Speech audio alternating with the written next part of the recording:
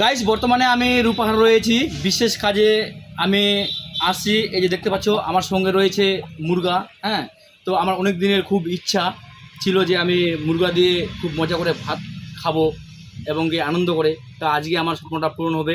তো আমি কাকিমার সঙ্গে কথা বললাম এবং কি এই মুরগাটা কতখানি ওজন হবে জানি না।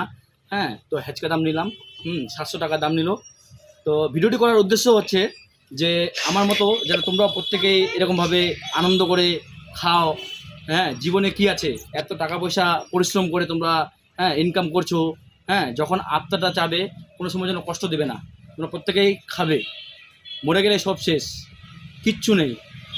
শুধু ভালোবাসা স্মৃতি নিয়ে বেঁচে থাকতে হয় এবং ভবিষ্যতের কথা চিন্তা করতে হয়, এটা প্রত্যেকে বলবো। আর মুরগা ভাই, তুমি রাজি আছো কি না? তুমি রাজি হয়ে যাও, আজকে আমি তোমাকে খাবো, কিছু মনে করো না, ঠিক আছে? আর রাজি না থাকলেও কিন্তু আমি রাজি করাবো।